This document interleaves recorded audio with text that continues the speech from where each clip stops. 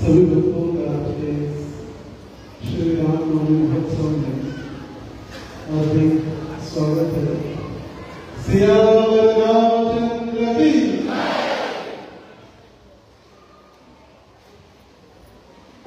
सभी गौड़ीय भक्तों के लिए जैसे श्री कृष्ण जन्माष्टमी महोत्सव महत्वपूर्ण है और उसी के साथ साथ रामनवमी भी इतनी ही महत्वपूर्ण है। हमें दो वस्तुओं की आवश्यकता लगेगी सारे बच्चों को शांत करने के लिए जो भूल रहे हैं दो ऑलरेडी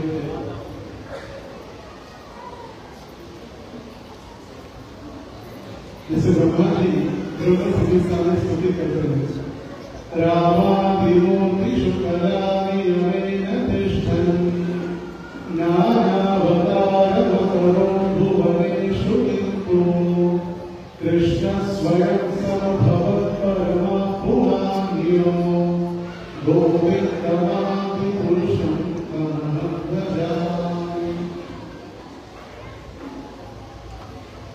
मुझे कहा तो हिंदी में बोलने की उम्र है, सबको मराठी में हिंदी कितने लोग सिर्फ हिंदी जानने वाले जिनको मराठी नहीं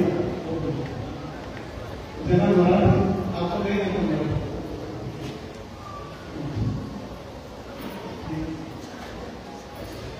तो आज सिर्फ रामनवमी नहीं, रामनवमी, लक्ष्मण नवमी, भरत नवमी और शत्रुघ्न नवमी चारों भाइयों का आज एक साथ जन्मोत्सव मना रहे हैं।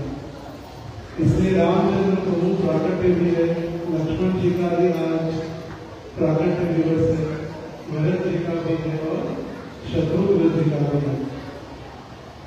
और कथा तो हमने सुनी है कि किस प्रकार पुत्र कामेष्टि यज्ञ करके दशरथ महाराज ने इन चारों पुत्रों को प्राप्त किया और अयोध्या अवध जिसको जीत पाना असंभव, ऐसे अयोध्या में शरयू के तट पर प्रभु रामचंद्र अवतरित होने 5 लेते हैं। और जैसे जन्माष्टमी महोत्सव मनाते हैं उसी प्रकार ये रामनवमी महोत्सव भी प्रभु रामचंद्र का आविर्भाव। हम कहते तो है जय श्री राम, मगर जैसे भगवान भगवद गीता में कहे जन्म कर्म च मे दिव्यम एवं यो व्यक्ति कर्तव्यः त्यक्त्वा देहं पुनर्जन्म नैति मामेति सो अर्जुन। सिर्फ भगवान का नाम लेना अच्छी बात है, हम सिर्फ भगवान का नाम ले रहे हैं, मगर भगवान का सिर्फ नाम लेना ही पर्याप्त नहीं है। भगवान को जानना भी महत्वपूर्ण है। किसकी आराधना करें, हम किसको नमस्कार कर रहे हैं, हम क्यों ये उत्सव मना रहे हैं। जैसे मैं उदाहरण दिया था पिछली बार भी, एक विवाह संस्कार चल रहा है और विवाह संस्कार में जैसे प्रकार से विवाह होता है तो उस विवाह आ देती जा देती। तो घर वालों ने देखा कि बिल्ली बीच बीच में परेशान कर रही है, तो एक बर्तन उसके ऊपर रख दिया जिससे बिल्ली बार बार परेशान न करे। फिर उसके बाद जब भी उस परिवार की शादी होती तो एक बिल्ली को बर्तन के नीचे ढक दिया जाता। तो पूछा ऐसी क्यों? बोले परंपरा है, बोले हमारे घर की परंपरा है। तो हम कहते थे परंपरा में क्यों पूजा कर रहे हो, क्यों हम उत्सव मना रहे हैं, किसी को ज्ञान नहीं। और इसीलिए जो व्यक्ति भगवान को तत्वतः जानने का प्रयास करता है, जन्म कर्म च वैधव्यम, भगवान का जन्म भी और भगवान का कर्म भी, ये दोनों जानता है। और वो भी कैसे? तत्वतः।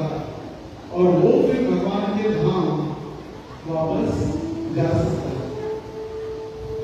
तो राम कथा कहने के लिए तो रामायण, रामचरितमानस, ऐसे असंख्य लीलाएं भगवान की वाल्मीकि रामायण में, रामचरितमानस में प्रस्तुत है।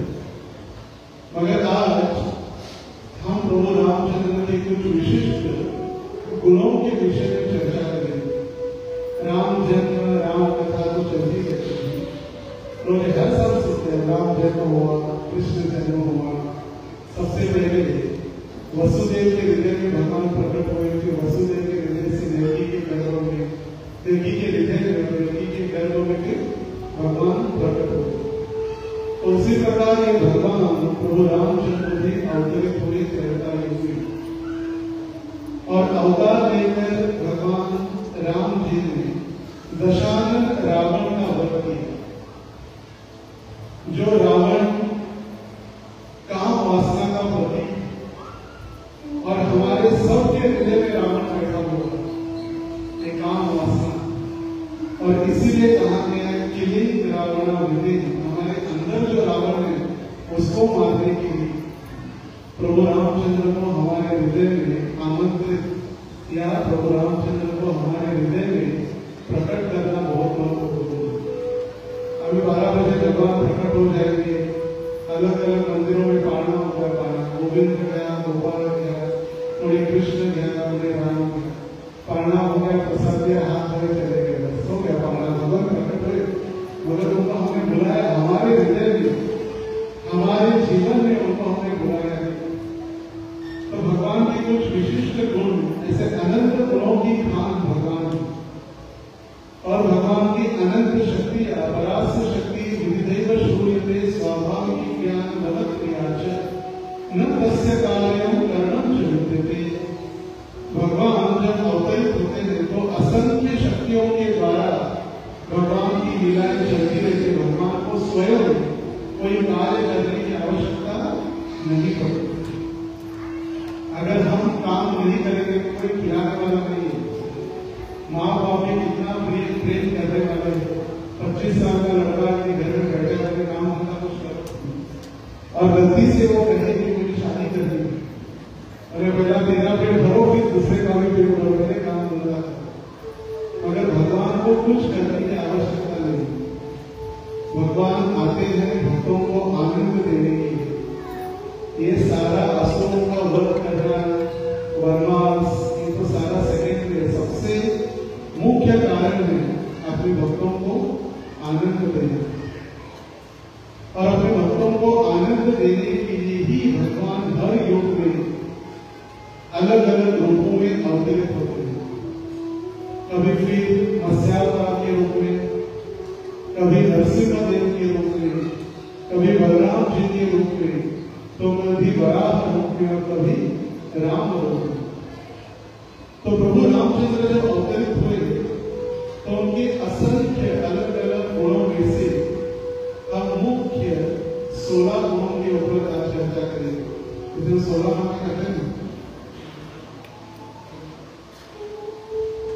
16 गुणों के ऊपर हम चर्चा करने का प्रयास करेंगे समय के अनुसार। तो प्रभु रामचंद्र के 16 गुणों को वाल्मीकि महर्षि ने प्रश्नों के रूप में प्रस्तुत किया था। जब उन्होंने नारद मुनि से पूछा कि क्या वे किसी ऐसे व्यक्ति को जानते हैं जिसमें ऐसे असंख्य गुण, सभी अच्छे गुण, गुणों की खान जिसको कहते हैं, सारे अच्छे गुण जो हम सुनेंगे 16 गुण, ये गुण सारे एक साथ होने चाहिए। हम में से कोई सुंदर हो सकता है मगर आवाज बेकार है, किसी की आवाज बेकार है मगर दिखने में सुंदर है, किसी का हम नाम रखते हैं नैनोद सर मगर वो अंधा है, दिखता है नहीं, नाम तो है नैनोद सर मगर अंधा है। कोई रूपवान है तो कोई बोल नहीं पाता ठीक से, मगर सारे गुण एक साथ जिनके अंदर है वो कौन हो सकते हैं। जब ये प्रश्न पूछा गया तो उत्तर के रूप में ये संक्षिप्त रामायण के अलग अलग गुणों को, ये 16 गुणों को वर्णन किया गया है और नारद मुनि ने प्राय 100 श्लोकों में इसका वर्णन किया है और 100 श्लोकों में से जो मुख्य 2 श्लोक है वो 2 श्लोकों में हम ये 16 गुण प्राप्त कर सकते हैं। तो बालकांड का प्रथम सर्ग है, वाल्मीकि रामायण में जो प्रथम खंड है या बालकांड, ये बालकांड के अंतर्गत ये गुणों का वर्णन वाल्मीकि रामायण में हुआ है। तो वस्मिन् सांप्रतं लोके गुणवान् कस्य वीर्यवान् धर्मज्ञश्च कृतज्ञश्च सत्यवाक्यो दृढव्रतः चारित्रेण चको युक्तः सर्वभावे सर्वभूतेषु बोधितः विद्वान् समर्थश्च कश्चित् प्रियदर्शनः आत्मानकोचितो क्रोधो युधिमानको न सूयकः कस्य बिभ्यति देवाश्च जातरोषस्य संयुगे। इन 3 श्लोकों में वाल्मीकि जी ने भगवान के 16 गुण बताए हैं और हमने 3 श्लोक पढ़े, आपने सुने, हो गया करो, हो गया सुन ले, 16 गुण सुन ले ऐसा है। मगर ये तो संक्षिप्त रूप में देवनागरी संस्कृत भाषा में सिर्फ बताए हैं क्या क्या गुण है, 16 गुण तो क्या क्या है, तो एक के बाद एक हम भी सुनेंगे। तो सबसे पहले गुण बताया वो गुणवान, गुणों की खान, अच्छे गुणों और चरित्र के स्वामी, जो सदैव सिद्धांत के साथ कार्य करने वाले और सारे उत्कृष्ट गुणों से वो संपन्न है, वे सबसे प्रेम करने वाले हैं और सभी उनसे प्रेम करते हैं। ऐसा कोई व्यक्ति नहीं है जो प्रभु रामचंद्र से प्रेम नहीं करता। आजकल के तथाकथित आसुरिक लोग, नेता लोग हैं जो प्रभु रामचंद्र को नहीं मानते, मगर जो भक्त है अयोध्या में ऐसा कोई एक व्यक्ति नहीं था जो प्रभु रामचंद्र को प्रेम नहीं करता, या ऐसे कोई व्यक्ति के ऊपर प्रभु रामचंद्र की कृपा नहीं थी, ऐसे नहीं। जब प्रभु वनवास के लिए निकले तो प्रभु रामचंद्र के चरणों में कांटे लगे, कंकड़ लगते। रात्रि के समय में जब लक्ष्मण जी उनकी चरण सेवा करते तो रक्त और खून देकर दुखी होते, और जब लक्ष्मण जी ने वो कांटा निकालने का प्रयास किया भगवान के चरणों से, हमको लगता है कांटा तो तुरंत कांटे से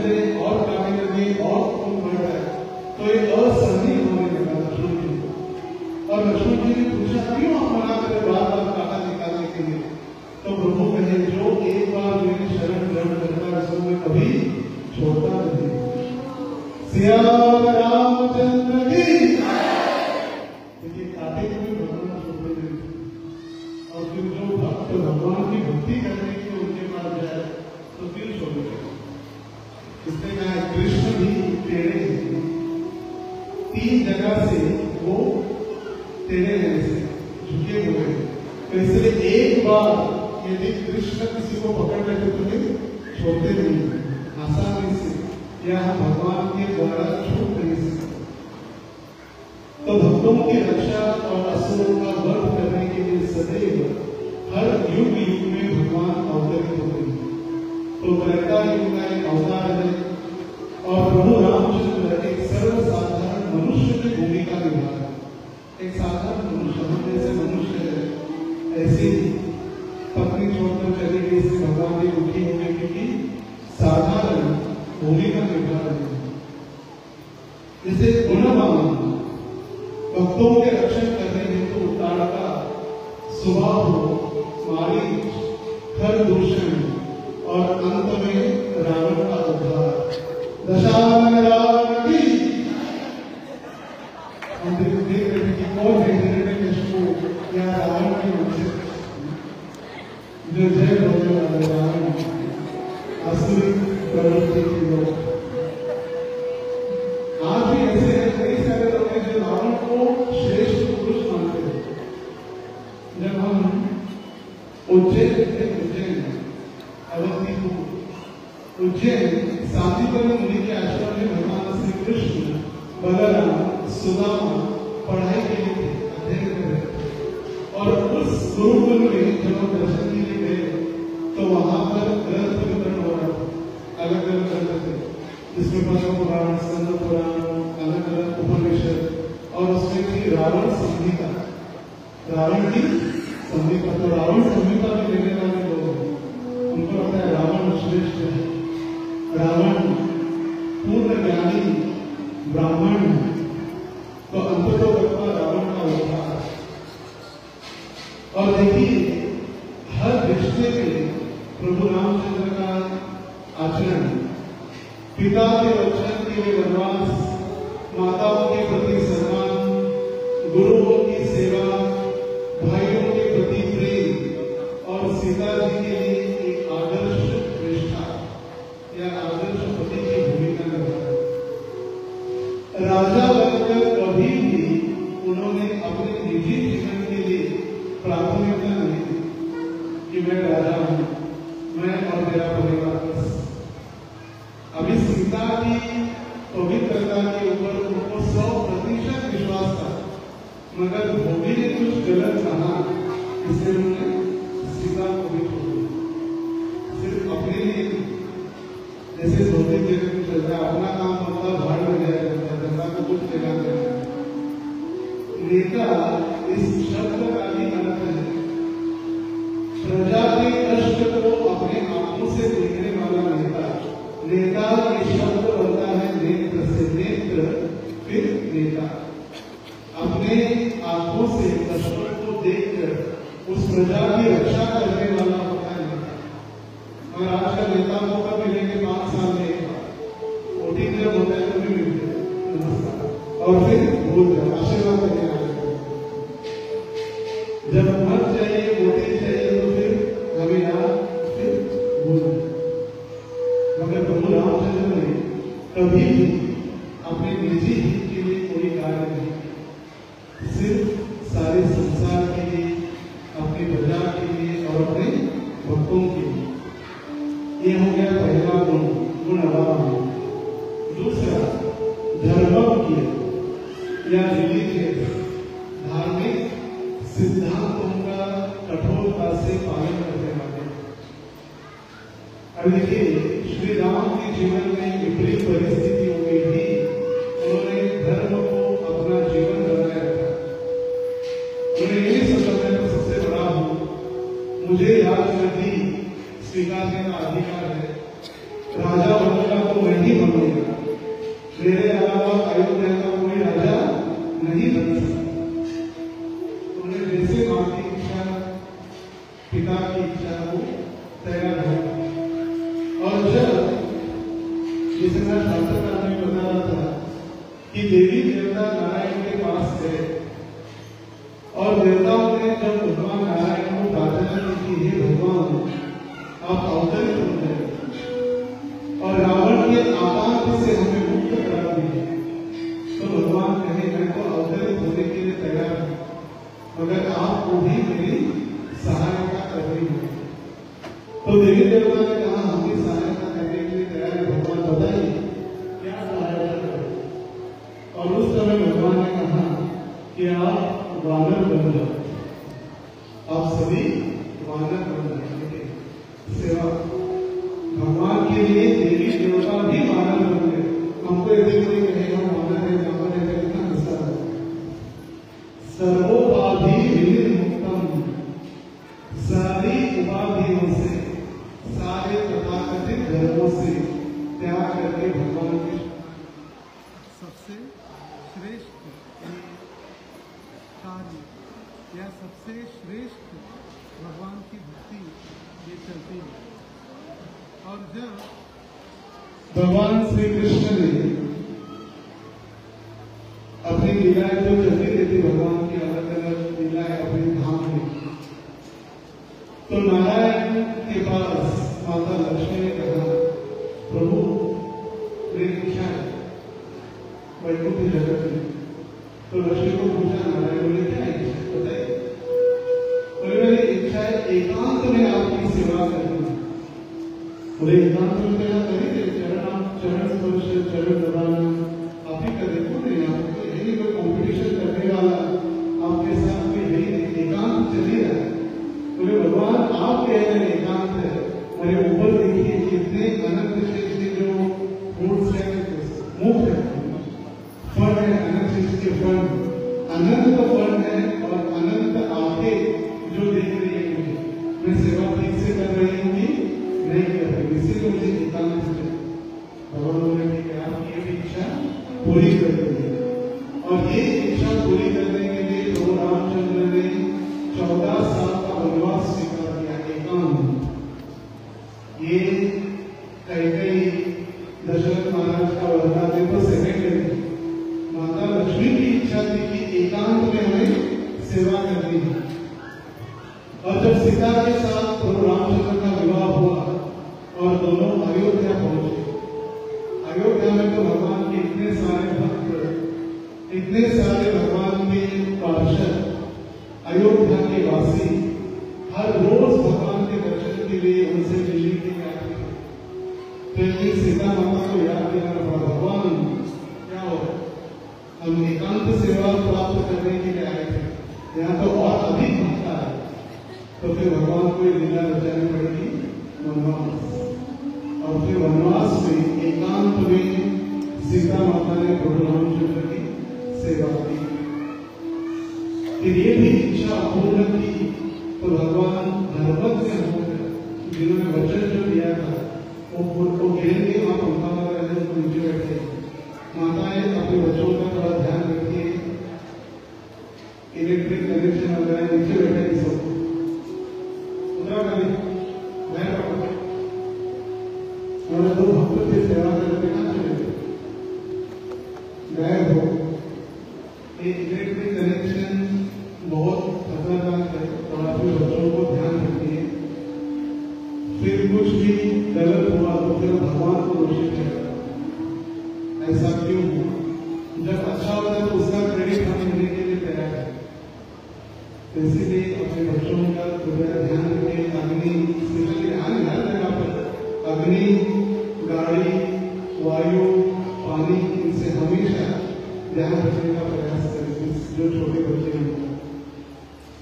तीसरा गुण है कृतज्ञ, ग्रेटफुल।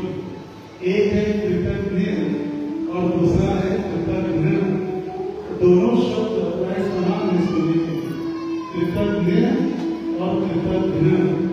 कृतज्ञ मतलब ग्रेटफुल और कृतज्ञ मतलब इतना सब कुछ करने के बाद भी व्यक्ति भूल जाता है। हल्लेला करके वासी बोलते, हल्लेला करके वासी बोलते मराठी में जिनके घर में खाते उनको ही हम गाली देना प्रारंभ कर देते हैं। मगर भगवान इतने कृतज्ञ हैं, इतने ग्रेटफुल है कि सदैव दूसरों ने की हुई थोड़ी बहुत सेवा भी भगवान उनको आदान प्रदान करते हैं। अभी देखिए भगवान को पता था कि कहीं ने दशरथ महाराज से 2 वर मांगे हैं, एक प्रभु रामचंद्र के लिए वनवास और दूसरा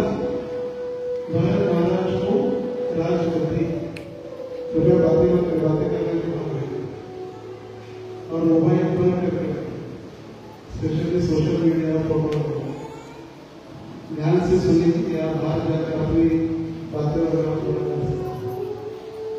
तो जब भगवान ने देखा कि कैकेयी इतनी कठोर निर्णय लिया, फिर भी वो जब वनवास के लिए निकले, कैकेयी को प्रणाम करने की जगह हम किसी का मुंह भी नहीं देखना चाहते, उससे ऐसा किया, हमें मुंह भी नहीं देखना, मगर सब कुछ ज्ञात होते हुए भी प्रभु रामचंद्र ने कैकेयी का आशीर्वाद स्वीकार किया और कैकेयी का आशीर्वाद कृतज्ञता प्राप्त करके ही भगवान वनवास के लिए प्रस्थान किए।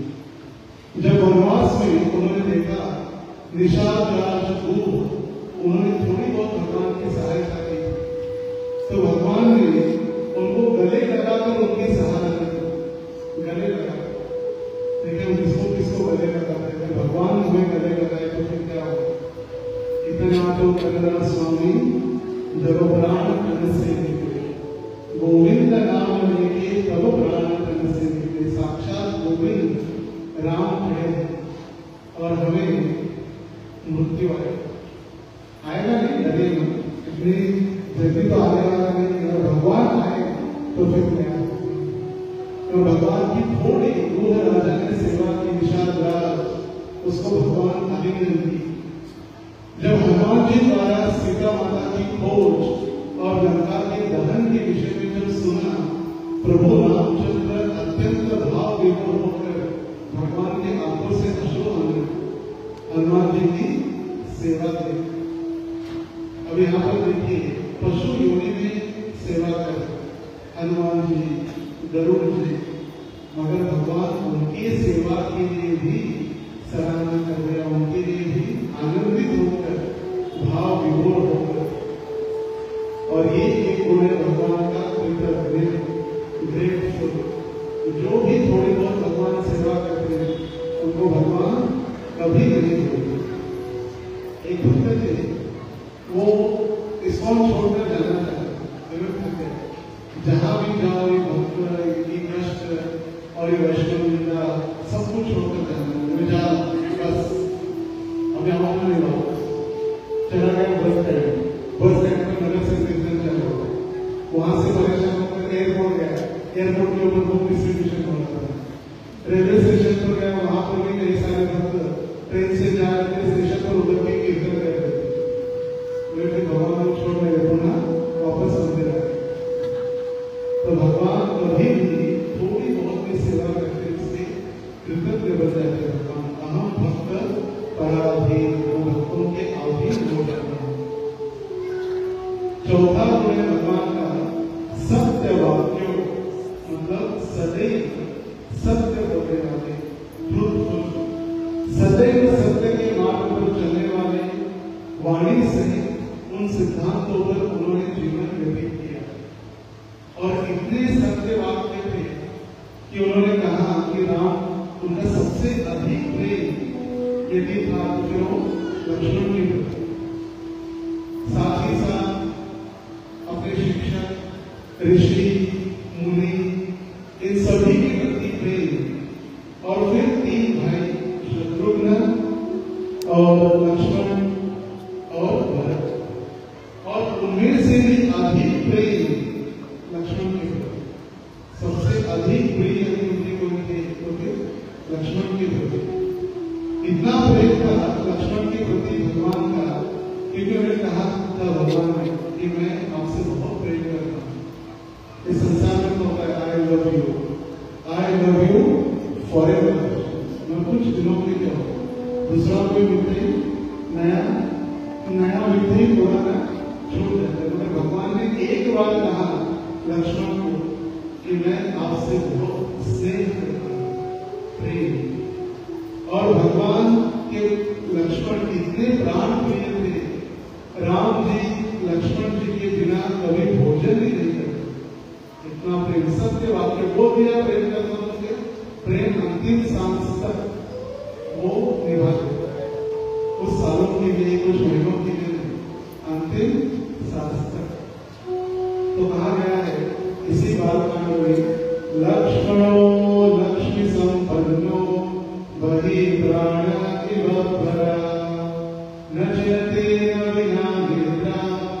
लभ्यते पुरुषोत्तमः लक्ष्मणो लक्ष्मी संपन्नो वही प्राण एवं परा। लक्ष्मण इनके इतने प्रिय थे कि प्राय उनके ही प्राण बाहर आए हुए, दुख के प्राण लक्ष्मण, और इनके बिना आप अग्नि संस्कार नहीं कर सकते। क्यों?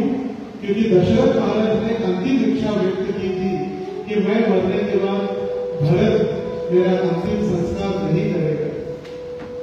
उनके पिता भी दूर, सारे संसार से दूर, फिर भी वे सहन कर रहे।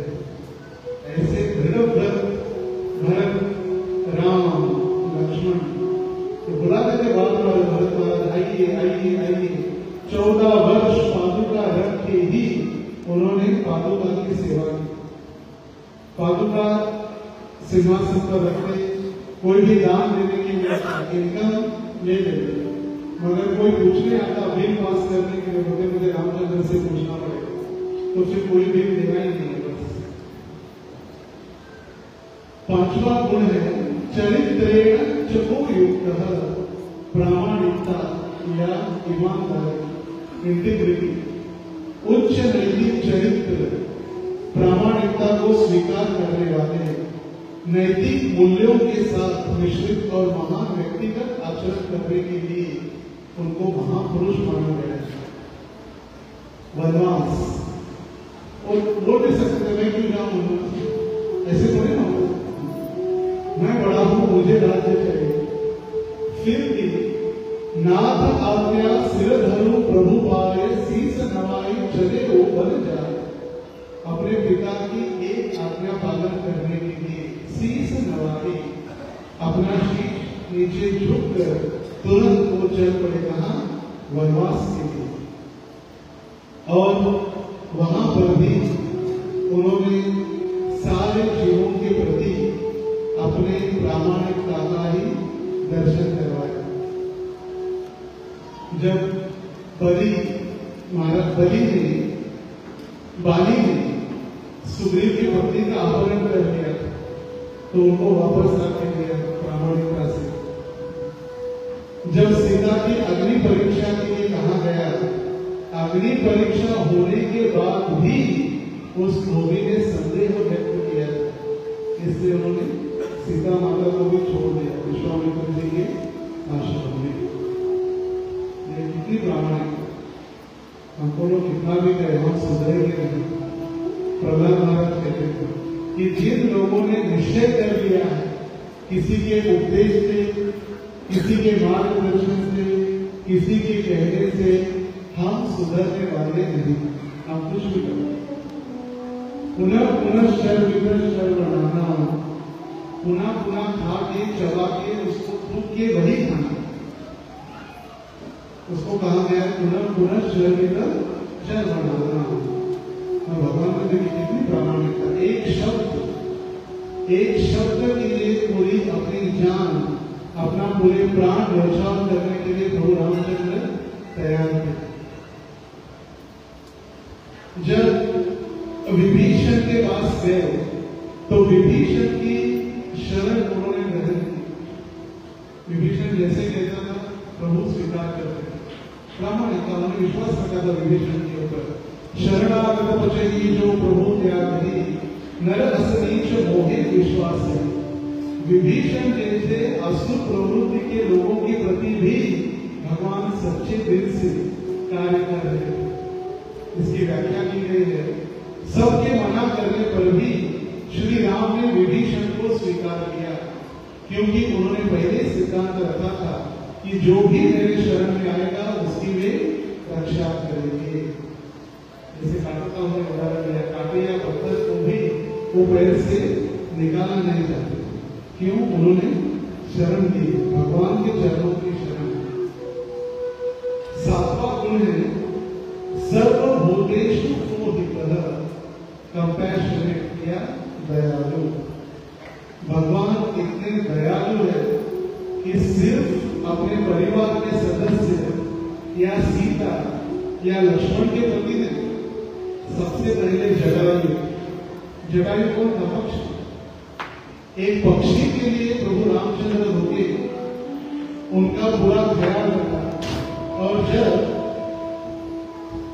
जटायु ने शरीर त्याग कर दिया तो प्रभु रामचंद्र ने उनको अंतिम जल प्राशन करवाया और अंतिम संस्कार। आज भी ऐसी प्रथा है कि जटायु का श्राद्ध करने के लिए प्रभु रामचंद्र हर वर्ष श्राद्ध मनाते हैं। जटायु का श्राद्ध नासिक में जो कालाराम मंदिर है, कालाराम भगवान राम जटायु का श्राद्ध करते हैं हर साल। सुग्रीव की मदद, शबरी का प्रेम, झूठे तो सोचते झूठे मगर भगवान झूठे फल में शबरी का प्रेम स्वीकार कर रहे। दुर्योधन का भोगन खायो, रूप शाद विदुर कर पायो, ऐसे प्रेम पूजा किया है श्याम श्याम श्याम। जय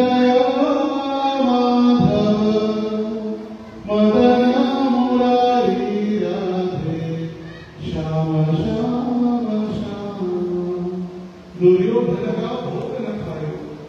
दुर्योधन ने 56 भोग बनाए थे और भगवान क्या गए विदुर के घर में केले के छिलके खा के प्रसन्न हुए और विदुर रानी केला फेंक रही थी, छिलका दे रहे थे, भगवान आनंद से खा।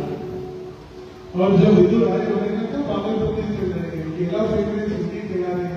और जब केला खिला तो भगवान का जो हास्य था, स्मित हास्य, आनंद, वो कम हो गया। यहाँ पर शबरी का प्रेम भगवान से करेगा। अहिल्या का उद्धार, देखिए स्त्री का, शबर जाति की स्त्री का, एक प्राणी का, एक पक्षी का, सभी के प्रति भगवान सर्वभूतेषु को हितः, सभी के प्रति भगवान दयालु है। हमारे विष्णु प्रभु ने एक ग्रंथ लिखा है छोटा सा, कृष्ण भक्त पशु नाम क्या था ग्रंथ का? कृष्ण भक्त पशु।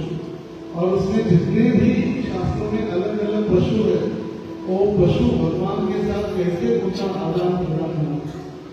जैसे शिवानंद सेन का पुत्र था, शिवानंद सेन, श्रीकांत सेन के भाई, वो शिवानंद सेन की सेवा की चैतन्य महाप्रभु की यात्रा में एडवांस पार्टी करने के लिए, एडवांस पार्टी की सेवा। और जब एक दिन शिवानंद सेन को नौका चलाने वाले ने कहा कि आप इस कुत्ते को नौका में नहीं लेके जा सकते, dogs not allowed, dogs are not allowed. एक हमारे भक्त भी कहते हैं डॉग्स, एंड वो नाम लेकर कहते हैं नॉट अलाउड, तो वहाँ कुत्ते अलाउड नहीं थे। तो वो बहुत दुखी हुए शिवानंद सेन। और जब वो जगन्नाथपुरी आए तब उन्होंने देखा शिवानंद सेन का कुत्ता चैतन्य महाप्रभु के सामने बैठा है और चैतन्य महाप्रभु अपना उच्छिष्ट महाप्रसाद उसको फेंक रहे। तो ऐसे गोगल गाय, क्या हिंदी में गोगल गाय, गोगल गाय समझ रहे हैं मराठी में सबको, जो बारिश में शेपुर गिरावी की होती है।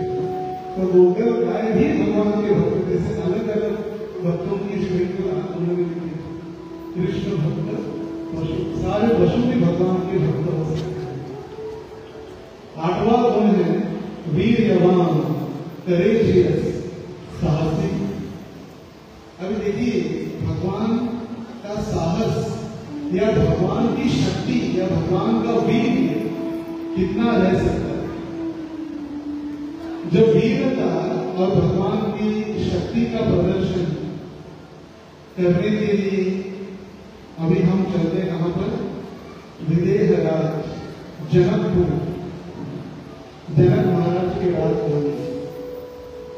वहां पर महेश चाप नामक शिव धनुष रखा हुआ, सबसे बड़ा शिव धनुष।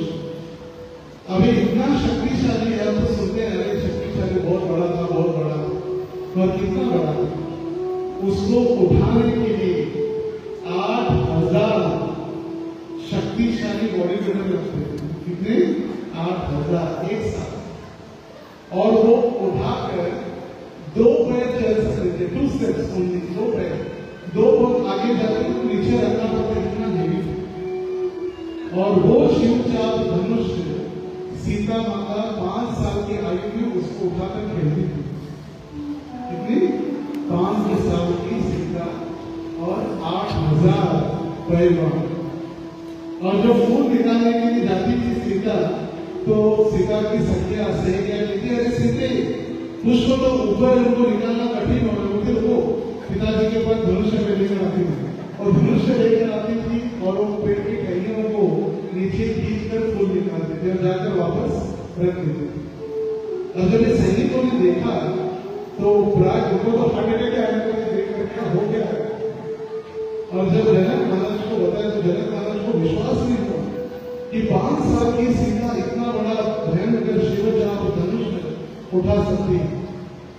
और फिर जब उन्होंने देखा तो आश्चर्यचकित रह गए, मगर उस दिन से वो दुखी हो गए, एक चिंता उनके मन में प्रारंभ हो गई।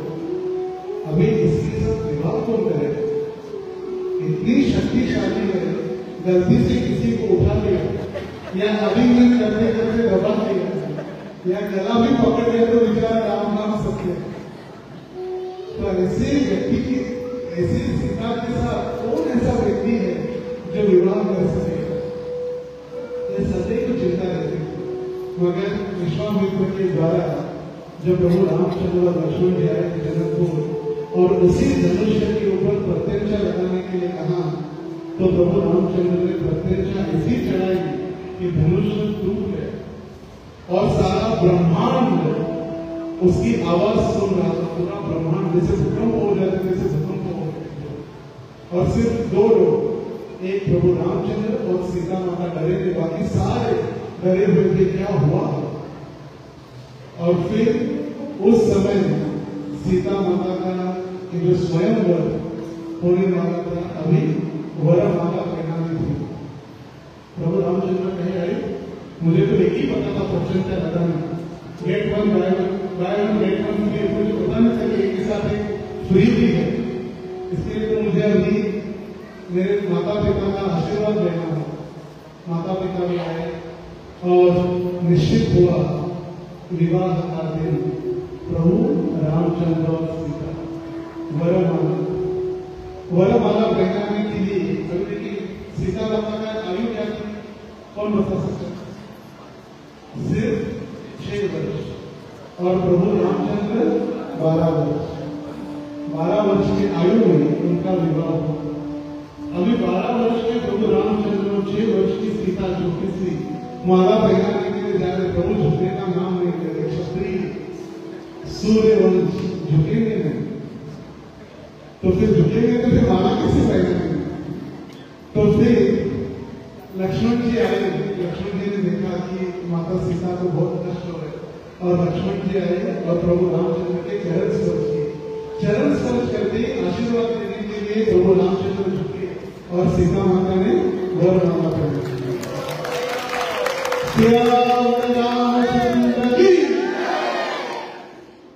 और ऐसे सीता के पास इतनी शक्ति थी, तो फिर प्रभु रामचंद्र की शक्ति का हम सिर्फ अनुमान नहीं लगा सकते।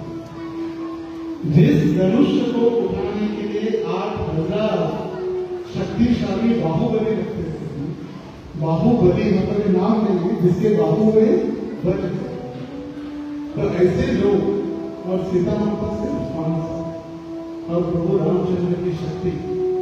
फिर छोटी सी आयु में ताड़का, खर, दूषण, मारीच, इनका उद्धार प्रभु रामचंद्र ने जंगल में ही करके पराजित कर दिया। इन सारे गुणों के ऊपर 9 दिन की भागवत कथा या राम कथा हो सकती है। भागवत कथा होती है 7 दिन की और राम कथा होती है 9 दिन, नवान्न सप्ताह और नवान्न 7-9 दिन।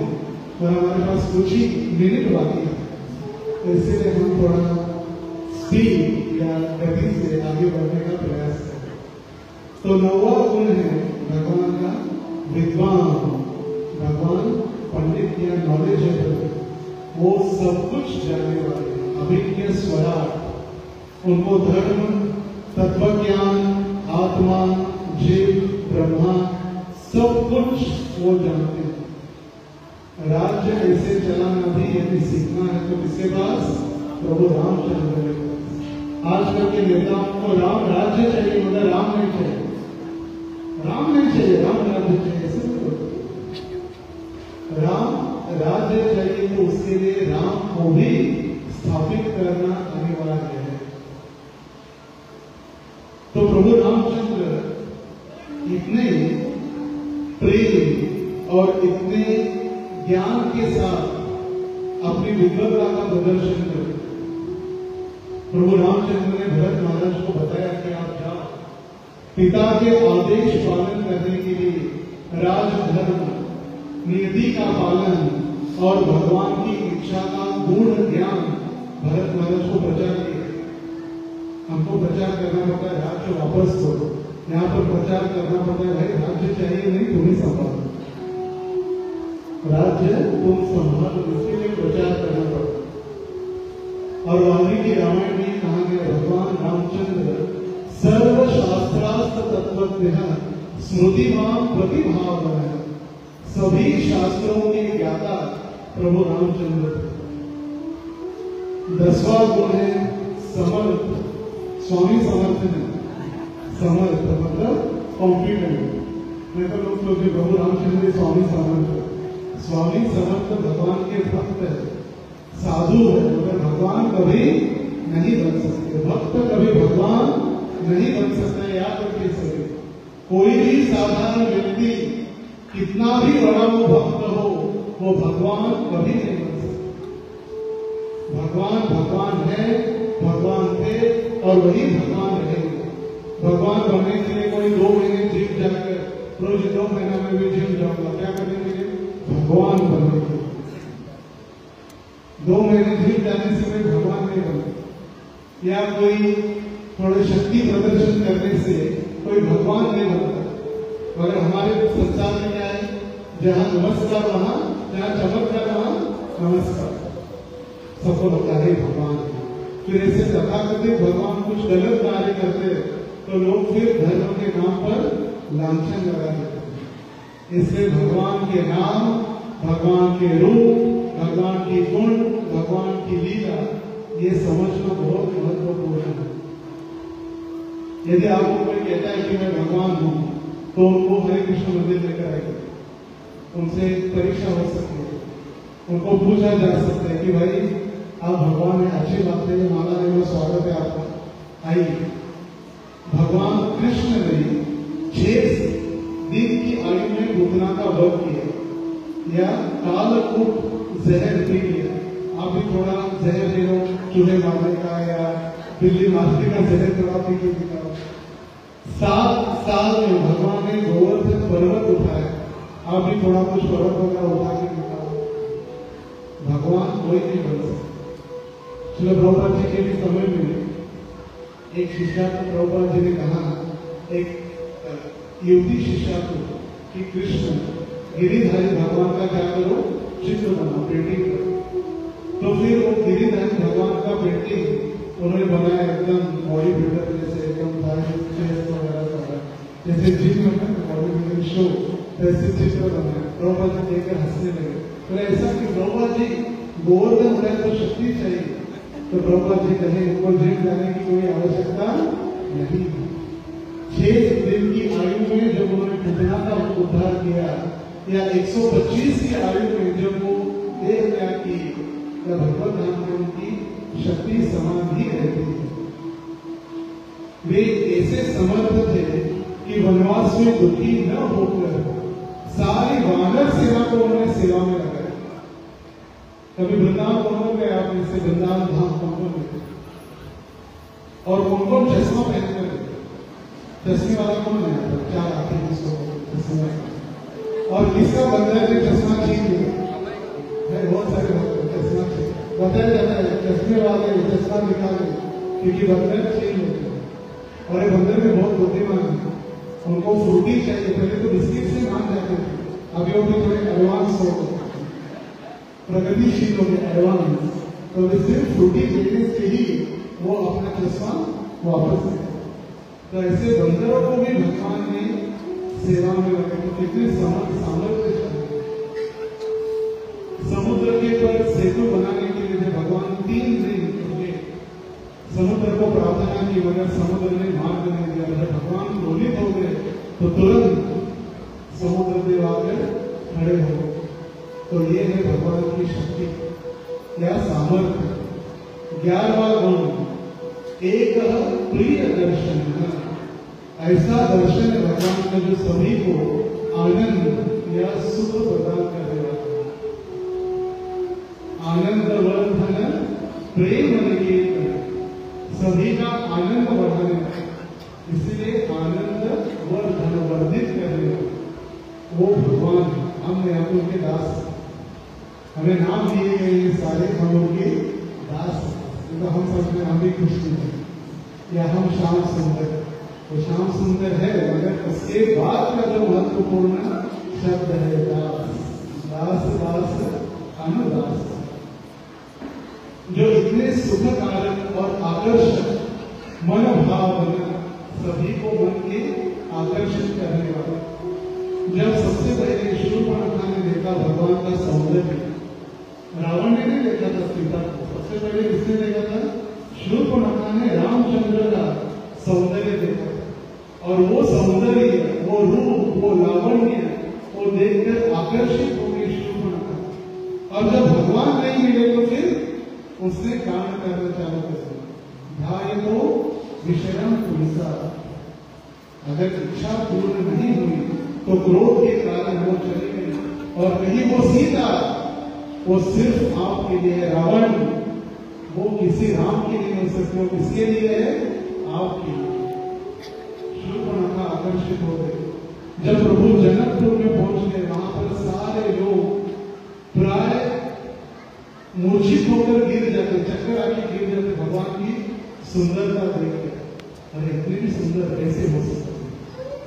हमको लगता है बहुत सुंदर है, मगर याद रखिए यहाँ पर जो miss world, miss universe, miss India जो है यहाँ की स्वर्ग के देवी देवता या अक्सर आप देखते तो हमको लगता है बंदर जैसे। मिस वर्ल्ड, मिस यूनिवर्स कैसे? बंदर के समान। फिर उनके ऊपर के जो लोग हैं तो स्वर्ग की अप्सराओं को देखकर लगता है कि बंदर जैसे की आती है। वाह नर, अरे ये कैसा नर है, ये कैसा नर है, इसको नाम है वाह नर।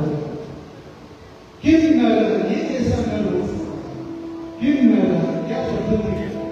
ये शब्द तो है मगर इसकी एक भाषा भी है। वाह नर, ये नर के समान दिख रहा है मगर नर नहीं है।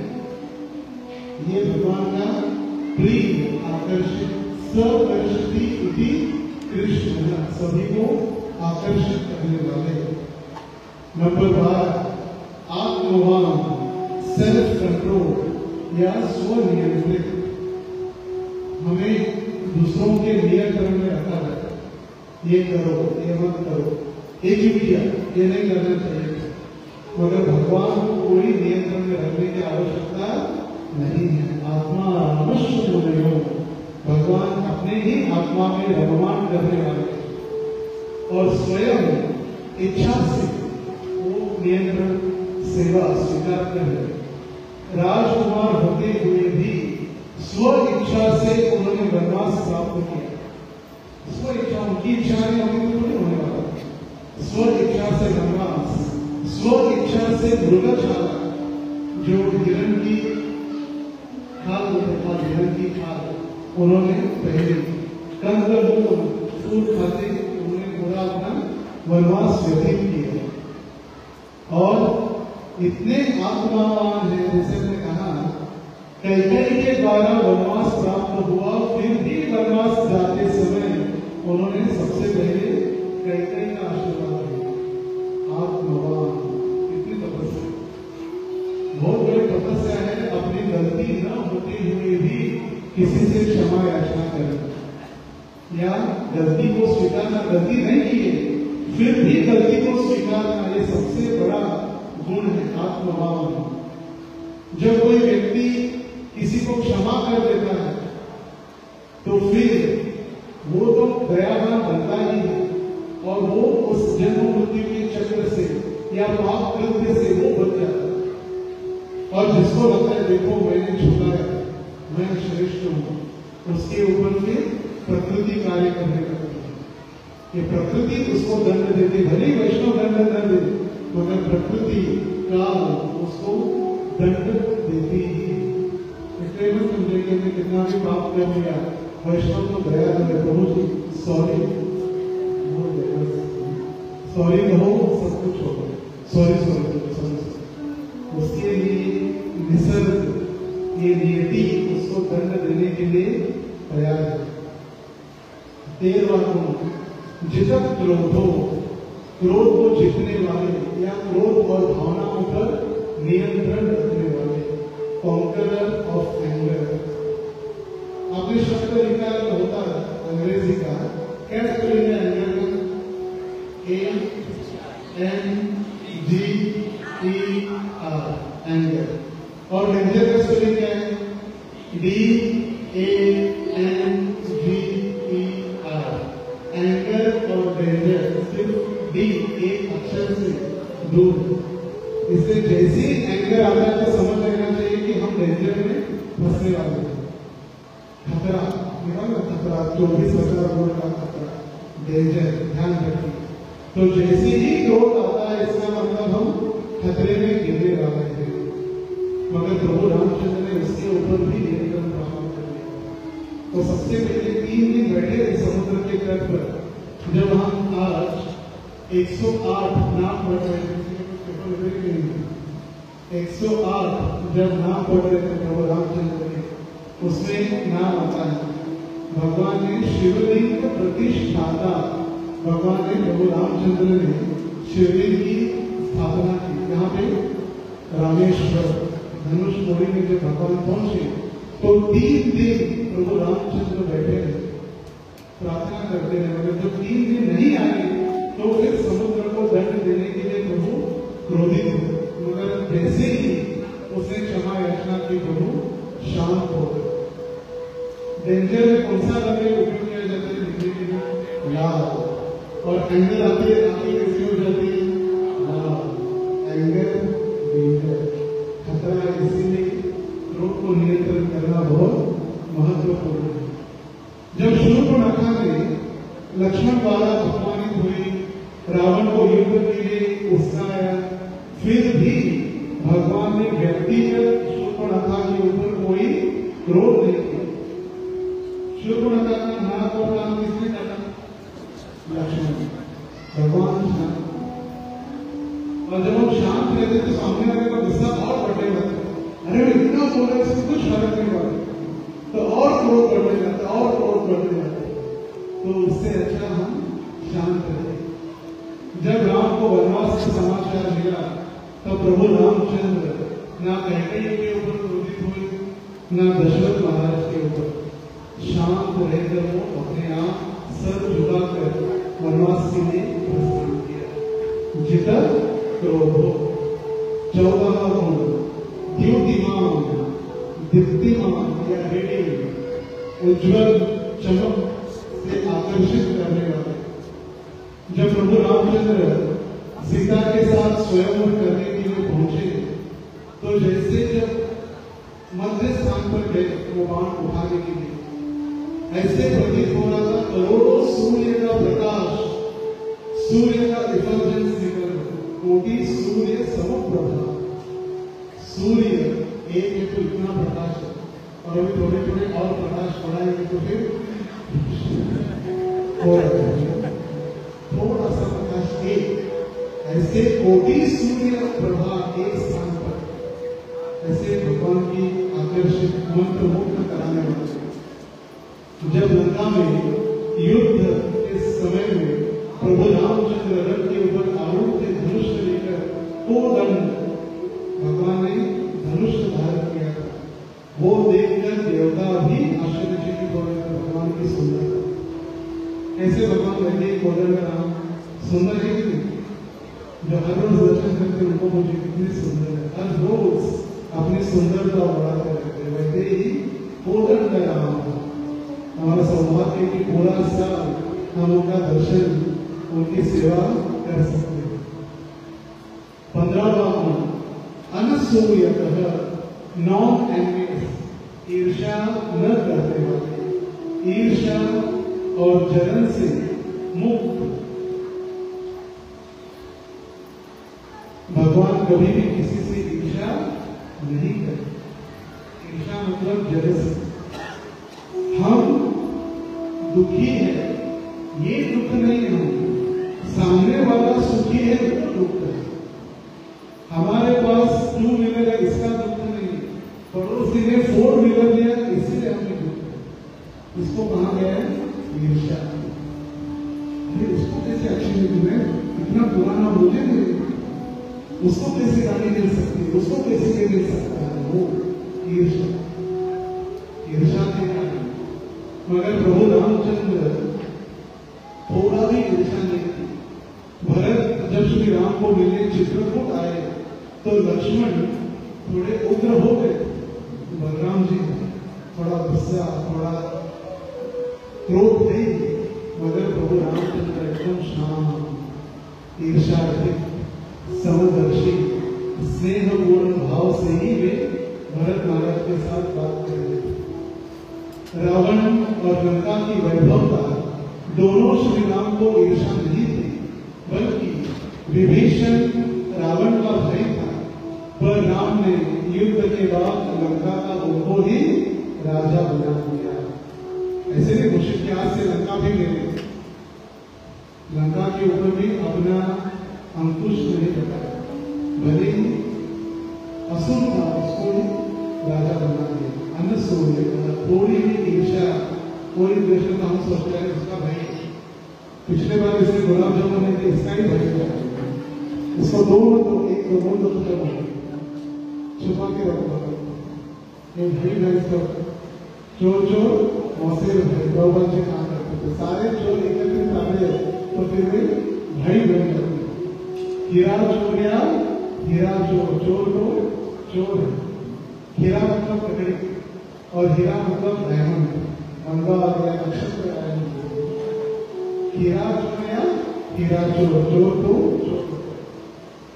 और 16 पर बोल विभ्यक्ति देवा च जात वर्षस्य संयोगी, मतलब भगवान कभी भी किसी से डरे नहीं।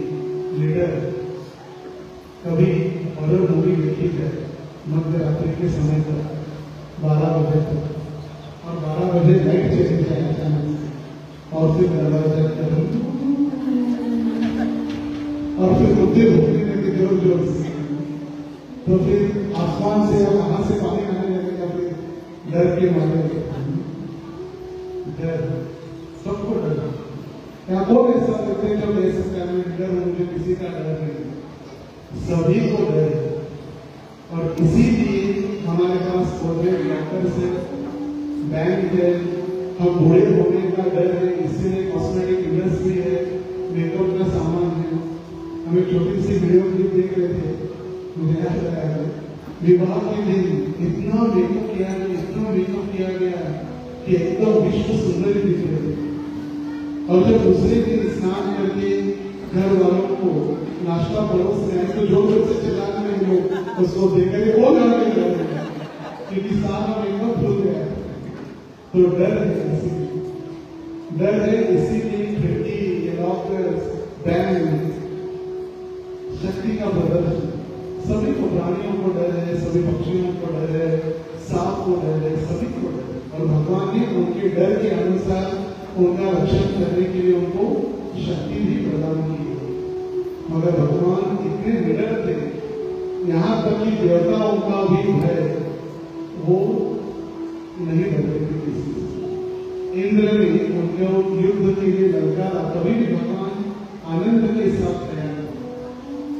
जब इंद्र का पुत्र जयंत कौवे का रूप लेकर आता, देखिए कितना इंद्र का पुत्र बदमाश था जयंत, कौवे का रूप लेकर सीता माता को चोर से मारने के लिए आया था। और उस समय भगवान निडर होकर एक घास का तिनका लिए और ब्रह्मास्त्र की तरह उनके पीछे छोड़ दिए। और उस समय सारे देवता भी उस जयंत का रक्षण नहीं कर पाए। तो डर के मारे जयंत प्रभु रामचंद्र के चरणों में जब आया तो फिर भगवान ने उसको क्षमा कर दिया। तो ऐसे प्रतिभा संपन्न, सर्व गुण संपन्न, ये प्रभु रामचंद्र जिनके सिर्फ 16 गुणों के ऊपर आज हमने चर्चा की। और अंततः आध्यात्मिक दृष्टिकोण से जब कोई व्यक्ति एक धर्म या पुण्यवान जीवन जीने का प्रयास करता है और इन सारे आध्यात्मिक गुणों में अपने जीवन में लगाता है, तो वास्तविक उसकी सफलता है। और फिर जन्म मृत्यु के चक्र से छूटकर अनादि काल तक वो भगवान के पास साकेत धाम वापस चला जाता है। सियावर रामचंद्र की पवन सुत हनुमान की जय श्री राम, जय श्री राम, जय श्री राम।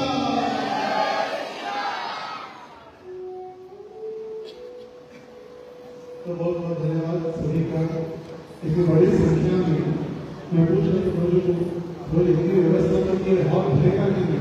पूरे प्रभु कहे प्रभु जी चिंता मत करो, प्रसाद में भर जाएगा। भोजन में 7, भोजन में 6। सबको पता था कि 12 बजे भगवान का जन्म है। भगवान का जन्म होने के बाद सभी को फीस मिलने वाले हैं, महाप्रसाद वो भी है। और उससे पहले कुछ सूचनाएं हैं। भगवान की आरती है और भगवान की महाआरती होने के बाद भी सभी के लिए प्रसाद है। आज प्रभु रामचंद्र का आविर्भाव अयोध्या में हुआ। आप सभी प्रार्थना करें कि वही रामचंद्र हमारे हृदय में भी प्रकट होकर हमारे हृदय के अंदर जो काम रूपी रावण बैठा है उसका भगवान अंत कर दे।